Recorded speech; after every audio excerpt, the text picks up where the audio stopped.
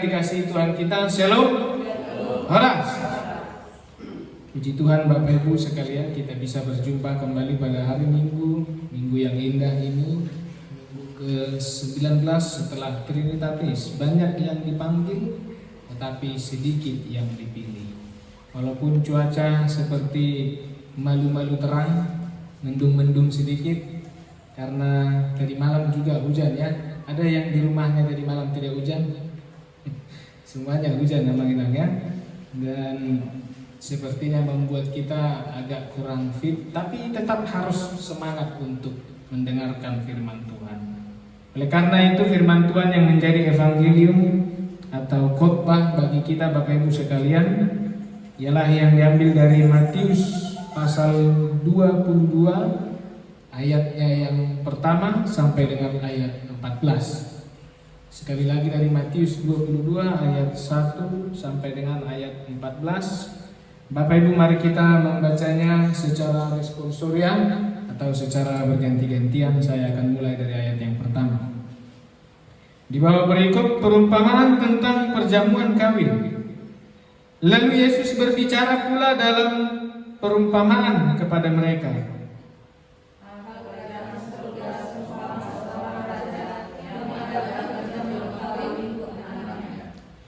Ia menyuruh hamba-hambanya memanggil orang-orang yang telah diundang ke perjamuan kawin itu, tetapi orang-orang itu tidak mau datang.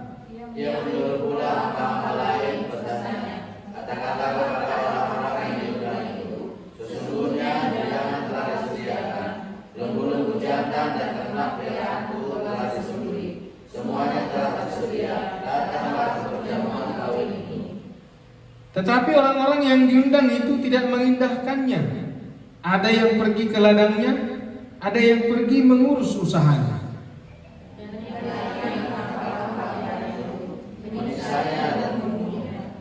Maka murkalah raja itu, lalu menyuruh pasukannya ke sana untuk membinasakan pembunuh-pembunuh itu dan membakar kota mereka.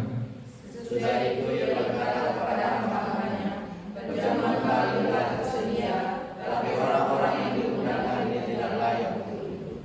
Sebab itu pergilah ke persimpangan-persimpangan jalan dan undanglah setiap orang yang kamu jumpai di sana ke perjamuan kawin. Maka pergilah hamba itu dan mereka bukan semua orang yang dijumpainya di jalan-jalan, orang-orang jahat dan orang-orang baik, sehingga penuhlah ruangan perjamuan kawin itu. Ketika raja itu masuk untuk bertemu dengan tamu-tamu itu, dia melihat seorang yang tidak berpakaian pesta. Ia berkata kepadanya, hai saudara, bagaimana kau masuk kemari dan tidak mengenakan pakaian pesta? Tetapi orang itu diam saja. Lalu kata raja itu kepada hamba-hambanya, ikatlah kaki dan tangannya dan campakkanlah orang itu ke dalam kegelapan yang paling gelap. Di sanalah akan terdapat ratap dan kertak gigi. Sebab banyak yang dipanggil, tetapi sedikit yang dipilih. Demikian pembacaan firman Tuhan Bapak Ibu sekalian. Bapak Ibu saudara-saudari yang dikasihi Tuhan kita Yesus Kristus, Juru Selamat kita. Pada minggu hari ini kita melihat bahwa hal kerajaan surga itu diumpamakan seperti seorang raja yang mengadakan perjamuan nikah untuk anaknya. Semua orang diundang untuk datang ikut serta dalam pesta pernikahan itu, perjamuan itu. Mereka juga diundang untuk ambil bagian dan terlibat dalam pesta perjamuan nikah itu. Menurut Aimo amangan adong do ya di Batak madok Tuhan cipe tambah nami Tuhan rodoang tu pesta buat pelak kaki narodoa itu tahena yang salah ini kan buat pelak kaki ikut rodo buat pesta kalian dong maju pengen dewa dan tu pesona memang. Artinya Bapak Ibu sekalian, dari lagu yang saya sampaikan itu, sesakit apapun yang pernah kau berbuat kepadaku, aku pasti datang ke pesta. Tapi kalau kita bandingkan dengan nats ini, apa respon dari para undangan perjamuan itu? Sebenarnya mereka tidak dilakukan yang sakit bagi mereka, tidak dilakukan suatu kecurangan bagi mereka, tapi mereka diundang dengan tulus dan ikhlas oleh raja itu. Mereka yang diundang itu justru menolak. Mereka menolak datang. Mereka memilih untuk sibuk sendiri dengan rutinitas keseharian mereka. Mungkin para undangan itu berpikir, Bapak Ibu sekalian, mempersiapkan macam-macam untuk hadir di pesta itu sangat menyita waktu dan tenaga. Capek, gak worth it katanya. Mending ngurusin pekerjaan ini lah dulu. Ini lebih cuan katanya, lebih menghasilkan daripada datang ke pesta itu. Lalu raja ini akhirnya mengundang semua orang. Yang tadinya surat undangan itu hanya kepada tuan dan nyonya yang diundang saja, tapi ini beralih kepada mereka yang dikatakan sudah untuk semua orang. Ya. Jadi dikatakan mereka yang diundang itu tidak layak lagi. Tapi sekarang apa dikatakan oleh raja itu? Undanglah mereka, baik yang jahat, baik yang baik sekalipun, mereka diundang untuk ikut serta di dalam perjamuan itu. Banyak orang datang, tapi ada satu yang tidak berpakaian pesta. Dia tidak melayakkan dirinya, tidak mempersiapkan baik-baik dirinya untuk datang ke undangan itu. Dia hanya mau pestanya saja, dia hanya mau cari enaknya saja. Dan Bapak Ibu sekalian, perumpamaan ini sangat dekat dengan kehidupan kita sehari-hari. Coba bayangkan Bapak Ibu sekalian, ada berapa banyak penolakan terhadap sebuah undangan yang sudah pernah kita lakukan. Ada berapa kali kita menolak sebuah undangan Bapak Ibu sekalian. Tetapi sayangnya undangan kerajaan surga itu datangnya ini mengganggu, ya. Seperti yang diceritakan tadi dalam nats ini, mengganggu rutinitas mereka, mengganggu rutinitas kita. Tiba-tiba ada orang, kebayang kalau tiba-tiba ada orang datang, dia minta bantuan sama kita, ternyata kita sedang sibuk-sibuknya bekerja. Tiba-tiba ada orang datang, memberikan undangan kepada kita untuk datang dalam pertemuan lingkungan. Ternyata kita sudah punya rencana yang lain. Tiba-tiba ada undangan terkait dengan kegiatan dalam gereja. Ternyata kita sudah merencanakan untuk liburan ke luar kota. Tiba-tiba ada teman yang ingin jumpa. Ternyata kita sedang ingin berdoa pada saat itu. Kita sedang ingin sibuk pada saat itu. Bagaimana respon kita, Bapak Ibu sekalian, terhadap undangan-undangan yang semacam itu? Tuhan menawarkan satu jalan baru yang lain untuk kita. Ketika Dia tawarkan jalan itu adalah jalan untuk menjadi berkat bagi orang lain. Sesibuk-sibuknya diri kita, ya, dikatakan ada jalan yang lain. Bagaimana kita untuk tetap menjadi berkat? Bapak Ibu saudara-saudara yang dikasihi Tuhan, apa makna dari undangan sebenarnya? Kenapa harus diundang? Kenapa enggak datang aja? Sama halnya dengan perihal kerajaan surga itu. Kenapa Tuhan harus mengundang kita? Kenapa kita enggak datang sendiri aja? Kenapa Tuhan harus sibuk mengundang kita? Undangan itu pada dasarnya adalah sebuah tawaran, ya. Ini adalah sebuah tawaran. Anda diundang karena Anda dianggap penting. Kita diundang karena kita dianggap orang yang penting. Orang yang penting dan yang menjadi bagian penting dan dekat dengan orang yang mengundang itu. Tetapi bebas Bapak Ibu sekalian. Keputusan ada di kita. Apakah kita mau mengindahkannya atau tidak? Maka ada 3 kelompok orang dalam menyikapi undangan perjamuan anak raja tadi. Kalau kita bisa lihat Bapak Ibu sekalian, yang pertama itu adalah mereka para undangan khusus, yang dipanggil lebih dahulu, yang diundang lebih dahulu dengan cara yang istimewa sebagai kehormatan untuk menghadiri pesta sang raja tadi. Lalu kelompok kedua ialah mereka yang diundang dan datang, tetapi mereka didapati tidak menggunakan pakaian pesta. Apa akibatnya? Mereka diusir dari perjamuan itu. Melutu pesta hamuinam, dan mungkin pakai muna, dan mungkin pakai otak baju tidur. Itu tadi abangnya pasti kita pakai pakaian pesta. Itu rasional berpikir ya. Dan yang ketiga, mereka yang merespon undangan sang raja itu. Mereka datang dengan pakaian pesta, mereka datang dengan tulus, yang akhirnya mereka turut serta di dalam kebahagiaan karena jamuan kerajaan itu. Nah, kelompok yang pertama dan yang kedua adalah mereka yang dipanggil, tapi keduanya ini tidak memenuhi syarat di dalam menghadiri pesta tersebut. Kelompok ketiga ialah mereka yang dipanggil, termasuk yang sedikit yang dipilih itu. Artinya ini dari undangan yang spasial menjadi undangan yang universal bagi seluruh orang. Semua orang berhak untuk datang. Semua orang berhak untuk masuk surga. Amin. Kita yang terpanggil, kita yang dipilih menerima Yesus adalah para undangan yang menghadiri perjamuan kawin raja itu. Sama seperti dalam perumpamaan tersebut, sekedar hadir saja itu tidak cukup Bapak Ibu sekalian.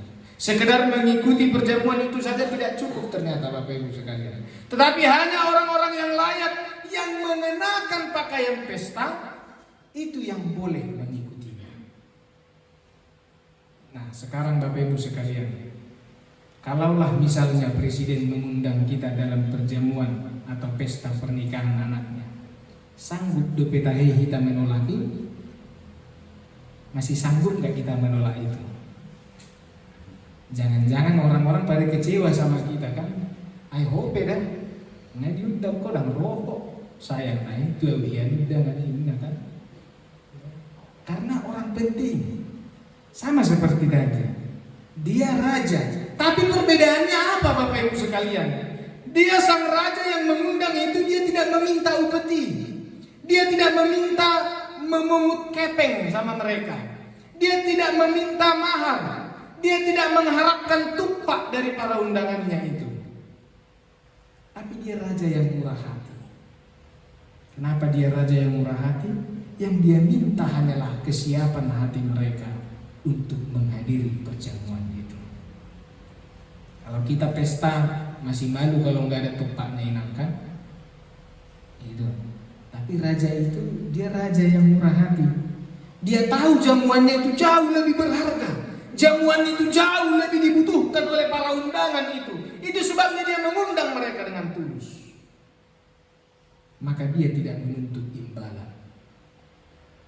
Dengan demikian juga Bapak Ibu sekalian, dalam kehidupan kita, kalau perjamuan itu seumpama dari kerajaan surga, maka undangan itu adalah Injil bagi kita saat ini. Would you like to come to Jesus? Would you like to save by Jesus? Maukah engkau datang diselamatkan oleh Yesus? Maukah engkau datang? Maukah engkau dijaga, diselamatkan oleh Yesus itu sendiri?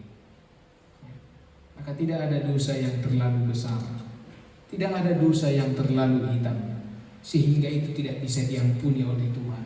Ini Injil, ini undangan, mengundang setiap orang yang berdosa untuk datang ke perjamuan itu. Artinya Bapak Ibu sekalian, gokot doh jauh-jauh ni Tuhani terbuka tu sudah jolma. Harajawan benua bijangibe terbuka tu saluhut jolma. Tidak membeda-bedakan satu dengan yang lain. baik orang baik maupun orang jahat, Tuhan tetap memberi pengampunan. Di mana itu ada tertulis? Tuhan memberikan matahari dan bulan baik kepada orang yang baik pun kepada orang yang jahat. Dakya marasing, ya emangnya. Dakya marasing matahari dohot bulan amanginangkan. Ya, pengkhotbah ya. Tidak pernah berbeda matahari bagi orang yang baik. Kalau matahari bagi orang yang baik itu indah, ada pelangi-pelanginya. Enggak. Semua sama Bapak Ibu sekalian. Harajaon di debata, harajaon berua gijangi terbuka. Tusa luhut jolma, tidak membeda-bedakan orang lain satu dengan yang lain. Alai nang pesongoni, dang naga sembarang hita mengadopi kokot doh jauh-jauhi. Ikon tapahubar do pahyata. Pakaian kita harus kita sesuaikan namanya. Sikap dan perilaku kita harus kita sesuaikan dengan undangan Tuhan itu. Artinya di sini pakaian yang dimaksud itu bukan hanya sebatas baju, bukan hanya untuk menutupi tubuh, tetapi perilaku kita. Nah somat pahaya pestai gobanan yang Kristen KTP main. Harus tahu Kristen KTP. KTP Kristen tanpa pertobatan. Ya. Kristen ang HP hutodo. Buku yang di berapa itu? 182 ya. Dalam amaku ani katanya kan. Kristen tapi nggak mau bertobat. Itu di doa tanah. Maka pakaian itu tujuannya untuk apa? Pakaian itu adalah ujian kesetiaan kita. Ada yang masuk pertemuan ibadah, tapi dia sadar bajunya itu salah. Orang-orang yang demikian. Ada yang masuk dalam pertemuan atau perjamuan itu, dia tidak mengenakan pakaian yang benar, tapi dia tidak sadar. Ada yang sadar, maka dia bertobat. Tetapi ada yang tidak sadar bahwa sebajunya itu salah, dan dia tidak berusaha untuk berubah. Dia melain sendiri. Sama dengan kehidupan kita Bapak Ibu sekalian. Ada banyak orang yang datang ke gereja, tapi aslinya dia sebenarnya mau menghina Tuhan. Dia mau menghina pemilik pesta perjamuan itu. Dia memberitahu bahwa dia lebih kuat, dia lebih hebat dari Tuhan. Orangnya di mana? Di gereja. Dia masuk ke dalam tapi tidak ada penyesalan. Dia datang ke gereja tetapi dia bertahan dengan dosa dan perilakunya yang sama setiap minggunya, setiap hari. Song-songon ini terus panguluan. Danga dong hamba. Rope mar minggu ganung minggu. Alai song-songon ini terus. Dia hanya menutup dirinya. Dia berlagak seperti hamba, tapi sebenarnya dia berkhianat kepada Allah. Maka pada ayat 12 tadi dikatakan apa? Nats ini bilang apa? Hei saudara, katanya, bagaimana engkau masuk kemari? Kok bisa lo masuk ke sini? Katanya. Urusannya menjadi sangat pribadi Bapak Ibu sekalian. Kita boleh hadir dalam perjamuan Allah, kerajaan Allah, tetapi ketika kita berontak, ketika kita tidak setia, urusannya itu bukan urusan mereka, itu bukan urusan majelis, itu bukan urusan sintua, itu bukan urusan pendeta. Itu menjadi urusan kita pribadi dengan Allah. Nah Bapak Ibu Saudara yang dikasihi Tuhan, kalau saat ini kita bertemu dengan Tuhan, dulu doamu inang pajupang doa Tuhan saudara, doa debatan, siap kamu, siap doanya kita. Kalaulah misalnya kita bertemu dengan Tuhan sekarang, apa yang akan diperbuatnya kepada kita Bapak Ibu sekalian? Apakah kita langsung dimarah-marahi karena kedapatan berbuat salah, karena kedapatan berbuat dosa? Tidak.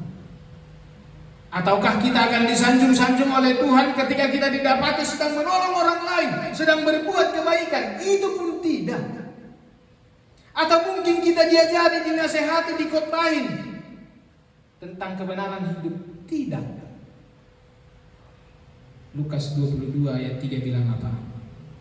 Yang dilakukan oleh Tuhan terhadap kita adalah mengajak kita makan bersama. Apa dikatakan di situ? Kamu akan makan dan minum semeja dengan aku di dalam kerajaanku. Itu yang diperbuat Tuhan kepada kita, Bapak Ibu sekalian. Makan dan minum. Makan yang artinya dalam tradisi Yahudi itu pada saat itu, makan bersama ini merupakan lambang adanya hubungan yang baik dan hubungan yang benar. Ada praktik hidup persaudaraan. Ada lambang perdamaian, ada lambang penerimaan, ada lambang empati, ada lambang solidaritas. Kita mau makan semeja karena kita berkenan kepadanya. Itu sebabnya orang merasa heran ketika Yesus mau makan bersama dengan semeja dengan pemungut cukai dan orang-orang yang berdosa. Markus 2 ayat 16 itu namanya. Ya.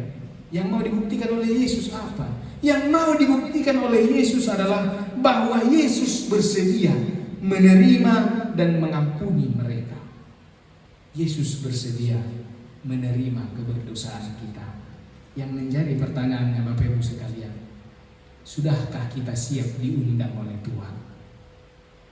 Nunga tigor tahe parmuluta, nunga sitong tahe parmuluta, nunga sitong tahe pahayata, pangalahota, pabahenata, parulaota. Maka makan bersama itu adalah tanda damai dari Tuhan. Kalau mau damai, ajak makan, ajak minum, ajak ngopi, katanya kalau anak muda sekarang ya. Logikanya pun jelas. Mana mungkin kita makan bersama sama orang yang sedang tidak damai dengan wajah sambil cemberut, sambil melotot, sambil marah-marah. Tidak mungkin Bapak Ibu sekalian. Harus dengan satu meja, tidak pisah-pisah, satu tempat. Ya.